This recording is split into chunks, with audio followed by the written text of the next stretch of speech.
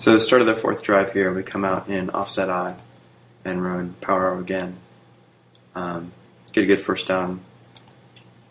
Pick up there of about 4 or 5 yards. But actually, it was a missed assignment on this play, or rather just a miscommunication. Pullman takes the defensive end one-on-one here, and Cody Johnson initially is looking to kick the defensive end here. So when Pullman picks him up, Cody's already on too far of an outside track, so he just comes outside and picks up the first guy he sees, which is just a defensive back. So that's a good job of improvising for him when he got a picture he wasn't expecting. But that leaves a free defender in the box to make the play and stop the run. Now, if Bergeron had decided to take this play outside behind Cody, then he would have had a pretty wide open running lane on the outside here. So to the wide side of the field, that could have been something that worked. But really, what should happen is when Pullman picks up this defensive end, then Cody Johnson should come through the hole here and pick up his assignment, and then Snow should come around and pick up the other linebacker. And then everyone in the box is accounted for, and the first player who has a chance to make the play is the free safety, who's not particularly excited about making a play. He just kind of sits back, and Goodwin probably would have gotten to him, been able to delay him, and again, probably looking at a big run there if everything is blocked the way it should have been.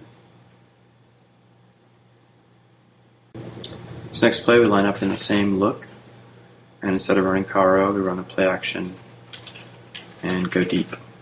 And this time we don't overthrow Mike Davis, and we get the huge gain. A couple things I want to appreciate on this play. First, let's just watch Mike Davis operate. They're playing soft man with a huge cushion, but still, man coverage, particularly against a deep pass, with no safety help, wide receivers live for that situation. They are built to beat that type of coverage. So you see what Davis does here is really nice. Is he stays outside the corner, and so the corner is trying to take away the passing lane to Davis and force the throw outside. Davis pushes it vertical and pushes it vertical, and then right as he sees the defensive back looking back, he cuts inside and makes a smooth transition deep. So that's a beautiful route from Davis, but really he will continue to make it look easy time and time again if you give him that man coverage and we're able to give our quarterback time to throw.